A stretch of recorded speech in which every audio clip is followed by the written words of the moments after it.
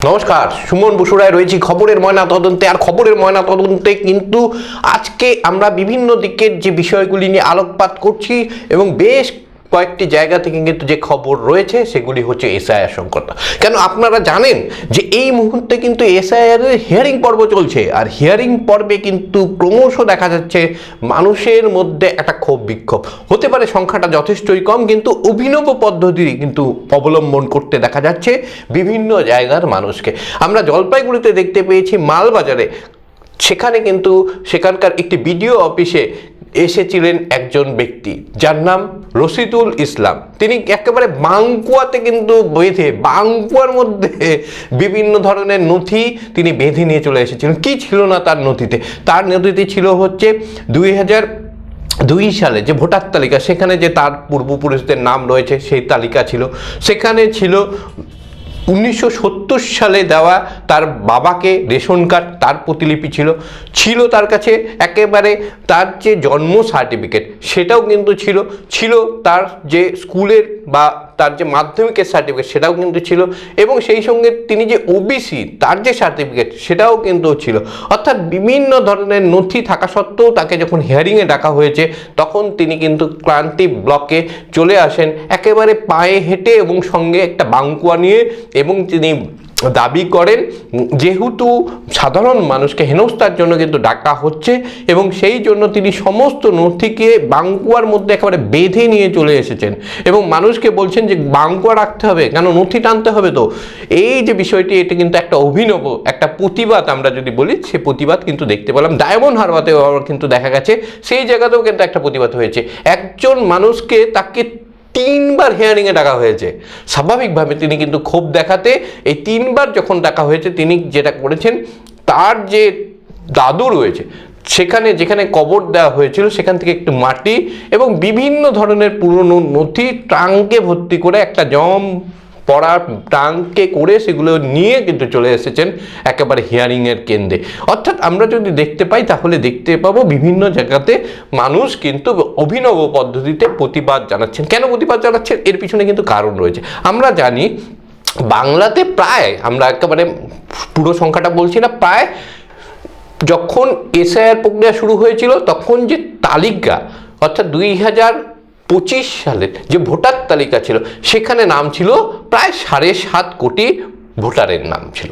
এবং আমরা যদি দেখি তারপরে যখন এসআইআর প্রক্রিয়া হলো এবং এসআইআর প্রক্রিয়ার ফলে যারা কিন্তু ম্যাপিং করেছেন বা ম্যাপিং করতে পারেনি, শুধুমাত্র ফর্ম জমা দিয়েছেন, তাদের নাম কিন্তু যে তালিকা সেই তালিকায় থেকে গেল, খসড়া তালিকা। তাহলে বাদ পড়লো কত? 58 লক্ষ মানুষের বাদ পড়লো। এবং বিভিন্ন রাজনৈতিক দল 2-4টি করে কিন্তু অভিযোগ জানালেন এবং সর্বমোট যে অভিযোগের সংখ্যা, আমার কাছে যে খবর রয়েছে, সর্বমোট 23টির মতো অভিযোগ কিন্তু জমা পড়েছে রাজনৈতিক দলগুলির পক্ষ থেকে। বাকি সেমন কোনো অভিযোগ কিন্তু নেই। অর্থাৎ এই যে 58 লক্ষ নাম ছিল তার মধ্যে যে নির্বাচন কমিশন কোনো ভুল নাম বাদ দিয়েছে সেরকম ঘটনা কিন্তু বলা যাবে না। একটা বড় সংখ্যক যে নাম বাদ দিয়ে দিয়েছে তা কিন্তু না। নির্বাচন কমিশন যেটা করেছিল, আমি প্রথমে বলেছিলাম যে বিহারের উল্টা কিন্তু বাংলায় হচ্ছে। এইখানে যেটা করা হয়েছিল, যারাই কিন্তু ফর্ম ফিল আপ করেছিল তাদের নাম দিয়ে দেওয়া হয়েছিল এবং নির্বাচন কমিশন যেটা ঠিক করেছিল পরবর্তী সময় একটা ঝাড়াই বাছাই করা হবে এবং নথি চেক করা হবে। যাদেরই সন্দেহ হবে, যারাই নথি দেখাতে পারবেন না তাদের নাম কিন্তু বাদ যাবে। এবং সুপ্রিম কোর্টও কিন্তু একটা নির্দেশ দিয়েছে যে নির্বাচন কমিশন যদি কেউ নথি দেখাতে না পারে তাহলে কিন্তু তার নাম বাদ দিতে পারবে। অর্থাৎ নির্বাচন কমিশনের কাছে কিন্তু একটা, আমরা যদি দেখি তাহলে কিন্তু একটা তাদের এক কোটি কিন্তু বলটা চলে গেল। আবার অন্যদিকে কিন্তু পরবর্তী সময় নির্বাচন কমিশনকে সুপ্রিম কোর্ট তৃণমূল আইনজীবীদের করা একটা মামলার পরিপ্রেক্ষিতে বলেছে যে যাদেরকে হিয়ারিংয়ে ডাকা হবে তাদের প্রত্যেকের নাম কিন্তু টাঙাতে হবে। কোথায় টাঙাতে হবে? 1 নম্বর, স্থানীয় যে ওয়ার্ড অফিস রয়েছে সেখানে টাঙাতে হবে, বিডিও অফিসে টাঙাতে হবে এবং জেলা শাসকের দপ্তরে টাঙাতে হবে। অর্থাৎ প্রকাশ করতে হবে একদম পরিষ্কারভাবে, যাতে কাকে ডাকা হচ্ছে সে জানতে পারে। এবং এই যে প্রক্রিয়াটা, এই প্রক্রিয়াটা যখন হলো, আমরা আগেই জানতাম যে এটা কিন্তু মোটামুটি 25শে জানুয়ারি নাগাদ হবে এবং 25শে জানুয়ারি নাগাদ মোটামুটি দিতে শুরু করা হয়। বিএলওরা গিয়ে 1 দিন বা 2 দিন পরে সব জায়গায় টাঙিয়ে দিয়েছেন ওয়ার্ডগুলিতে। এবং আমরা যদি দেখি তাহলে দেখতে পাবো এই মুহূর্তে চরম পর্যায়ে রয়েছে হিয়ারিং। এবং কত সংখ্যা হিয়ারিংয়ে ডাকা হয়েছে, আমার কাছে যা তথ্য রয়েছে তাতে জানতে পারি আমরা যে 1,55,00,000 মতো কিন্তু নাম রয়েছে, অর্থাৎ 1,55,00,000 মানুষকে কিন্তু ডাকা হয়েছে হিয়ারিংয়ের জন্য। অর্থাৎ প্রথমে কিন্তু বাদ গেল 58 লক্ষ, আমরা যদি বাদ দিই 7.5 লক্ষ থেকে আরও 50 বাদ দিয়ে দিই তাহলে 7 লক্ষ ছিল, এবং 7 লক্ষ থেকে যদি আমরা দেখি যে 1,55,00,000কে ডাকা হচ্ছে, তাহলে কিন্তু এটা একটা বড় সংখ্যা, একটা কিন্তু বড় সংখ্যা। অর্থাৎ প্রায় আমরা যদি দেখতে পাই প্রায় হয়তো 20% মতো মানুষকে কিন্তু ডাকা হচ্ছে, বা তার সামান্য বেশি সংখ্যার মানুষকে কিন্তু ডাকা হচ্ছে। অর্থাৎ খসড়া তালিকায় যাদের নাম ছিল তার প্রায় 20% মানুষকে কিন্তু ডাকা হচ্ছে। এবং এই যে সংখ্যাটা, এই সংখ্যাটা অত্যন্ত বড় একটা সংখ্যা, এবং ফলে যেটা হচ্ছে বিভিন্ন জায়গায় বিভিন্ন মানুষের মধ্যে ক্ষোভ কিন্তু বহিঃপ্রকাশ দেখা যাচ্ছে। এখানে যেটা ঘটনা সেটা হচ্ছে নির্বাচন কমিশন কি চাইছে, একজন বৈধ ভোটার তার নাম যাতে বাদ না যায়, এবং একজন অবৈধ ভোটার তার নাম যাতে তালিকায় না থাকে। স্বাভাবিকভাবে নির্বাচন কমিশন যে কাজ করছে তারা কিন্তু সঠিক কাজ করছে। তারা যে কাকড় রয়েছে চালের মধ্যে সেই কাকড়গুলি বাদ দিতে চাইছে, যাতে একটা কাকড়ও চালের মধ্যে না থাকে, এবং আমরা যাতে সেই চাল যখন ভাত রান্না করে খাবো যাতে সঠিকভাবে খেতে পারি। অন্যদিকে যেটা হচ্ছে, কিন্তু এত বড় সংখ্যায় মানুষকে ডাকা হয়েছে, ফলে কিন্তু একটা সমস্যা তৈরি হচ্ছে। এতে একটা আমি বললাম অ্যাকচুয়ালি দুটো কিন্তু সমস্যা তৈরি হচ্ছে। 1 নম্বর, মানুষের মধ্যে ক্ষোভ হচ্ছে, কেন এত সংখ্যায় ডাকা হয়েছে, বহু মানুষ যখন চলে আসছেন স্বাভাবিকভাবে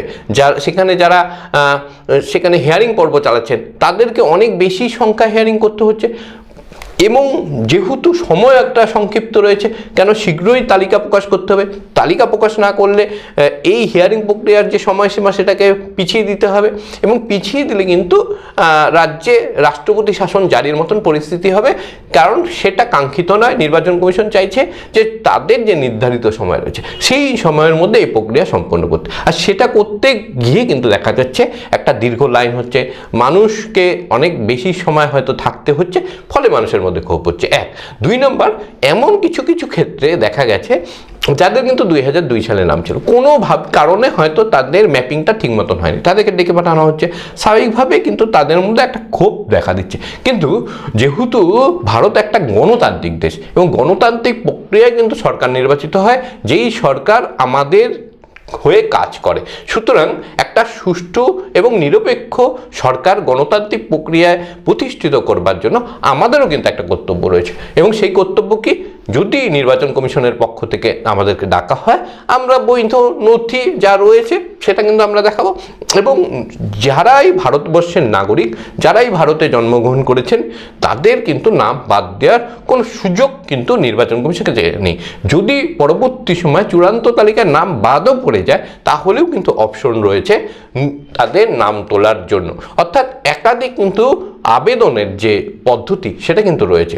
অর্থাৎ আমরা দেখতে পাচ্ছি একদিকে যেখানে নির্বাচন কমিশন চাইছে স্বচ্ছ একটা তালিকা তৈরি করতে, এবং সেই জন্য তারা সেটা করতে গিয়ে যেটা করেছে, একটা বৃহৎ সংখ্যক মানুষকে কিন্তু ডেকেছে। আর এই বৃহৎ সংখ্যক মানুষকে ডাকার ফলে দুটি সমস্যা হচ্ছে। এক নম্বর যে সমস্যা সেটা হচ্ছে প্রচুর মানুষকে ডাকতে হচ্ছে, ফলে স্বাভাবিকভাবে এখানে কিছু অসুস্থ মানুষ, কিছু কিন্তু আমরা যদি দেখি বয়স্ক মানুষ, তাদের ডাক পড়ে যাচ্ছে, যেটা কাঙ্ক্ষিত নয়। তার জন্য নির্বাচন কমিশনের যেটা তারা চেষ্টাও করছে যে তাদের বাড়ি গিয়ে তাদের হিয়ারিং প্রক্রিয়া সম্পন্ন করতে। দ্বিতীয় যেটা সমস্যা হচ্ছে সেটা হচ্ছে সময় কম। 14ই ফেব্রুয়ারির মধ্যে কিন্তু চূড়ান্ত তালিকা প্রকাশ করতে হয়, আর এই চূড়ান্ত তালিকা প্রকাশ করতে হবে 14ই ফেব্রুয়ারির মধ্যে, হিয়ারিং করতে হবে 1.5 কোটি মানুষের। এখানে কিন্তু গোল বেঁধেছে। এই বিপুল পরিমাণ যে ভোটার রয়েছে তাদেরকে আমরা নির্বাচন কমিশন কিভাবে এই বিপুল পরিমাণ যে হিয়ারিং পর্ব মানে কি, নথি নিয়ে আসতে হবে, সেই নথিকে পর্যালোচনা করতে হবে, নথিটি সঠিক রয়েছে কিনা, তারপরে তো হিয়ারিং প্রক্রিয়া সম্পন্ন হবে। ফলে এটা একটা কিন্তু সময় সাপেক্ষ ব্যাপার, এবং এখানে কিন্তু বারবার দাবি উঠছে যে এই সময়সীমা বাড়িয়ে দেওয়া হোক, যাতে যারা হিয়ারিং পর্বের সঙ্গে যুক্ত বিএলওরা রয়েছে, এর ফলে তাদের যাতে কোনো রকমের সমস্যা না হয়। কিন্তু নির্বাচন কমিশন চাইছেন যে সঠিক সময়ে ভোট হোক, এবং সঠিক সময়ে ভোট করতে গেলে কিন্তু হিয়ারিং প্রক্রিয়া দ্রুত সম্পন্ন করে তাদেরকে কিন্তু নির্দিষ্ট সময়ে ভোটের বিজ্ঞপ্তি প্রকাশ করতে হবে। সুতরাং এই জায়গাতে একটা কিন্তু গোলযোগ রয়েছে বা একটা কিন্তু সমস্যা রয়েছে। নির্বাচন কমিশনের কাছে এটা একটা বড় চ্যালেঞ্জ। আগামী দিনে আমরা দেখতে পাবো এই চ্যালেঞ্জ তারা কীভাবে মোকাবেলা করে। এক, তাদের হতে পারে তাদের কাছে দুটো অপশন রয়েছে। এক, তাদের এই সময়সীমা বাড়াতে তারা বাধ্য হলেন এবং ফলে যেটা হলো রাষ্ট্রপতি শাসন জারি করে ভোট করতে হলো, অথবা এই যে হিয়ারিং পর্বে মানুষের মধ্যে ক্ষোভ বিক্ষোভের বহিঃপ্রকাশ দেখা যাচ্ছে, তাতে নির্বাচন কমিশন কিছুটা নমনীয় হয়ে গেল। তারা হয়তো দেখা গেল হিয়ারিং প্রক্রিয়াকে আরও অনেক বেশি তারা যেটা করলো সেটা হচ্ছে সহজ করে দিল, এবং যারাই হিয়ারিংয়ে নাম আসছেন, যেমনভাবে দেখা গিয়েছিল যে যারাই নথি মানে ফর্ম ফিল আপ করেছেন তাদের নাম তালিকায় থাকলো, এবার হয়তো এরকম হতে পারে যে যারাই দেখা গেল যে হিয়ারিং প্রক্রিয়ায় অংশগ্রহণ করছে সবার নামে হয়তো তুলে দেওয়া হলো বা বেশিরভাগের নামে কিন্তু তুলে দেওয়া হলো। সেক্ষেত্রে কিন্তু একটা বড় সমস্যা হবে। সেটা হচ্ছে যে উদ্দেশ্য নিয়ে নির্বাচন কমিশন প্রথমে শুরু করেছিলেন তাদের সেই উদ্দেশ্য কিন্তু সাধিত হবে না। সুতরাং সেটা কাঙ্ক্ষিত নয়। তাই সাধারণ মানুষ চাইছে নির্বাচন কমিশন সুষ্ঠু এবং নিরপেক্ষ ভোটের সাথে এই হিয়ারিং প্রক্রিয়া একদম স্বচ্ছভাবে সুষ্ঠুভাবে যাতে সম্পন্ন করতে পারে, এবং তাতে যদি ভোট পিছিয়ে যায় তাতে কিন্তু অসুবিধা নেই। কেন, ভোট পিছিয়ে গেল কয় মাস পিছাবে, 1 মাস পিছাবে, 2 মাস পিছাবে, তারপর তো আবার নতুন সরকার হবে, গণতান্ত্রিক প্রক্রিয়াতে হবে। সুতরাং মানুষ চাইছেন ভোট পিছিয়ে যাক, কিন্তু এসআইয়ের প্রক্রিয়া সুষ্ঠুভাবে হোক এবং এসআইয়ের প্রক্রিয়াতে কোনো ধরনের হয়রানির শিকার যেন সাধারণ মানুষ না হয়। আজকে খবরের ময়না পর্যন্ত এ পর্যন্তই। নমস্কার।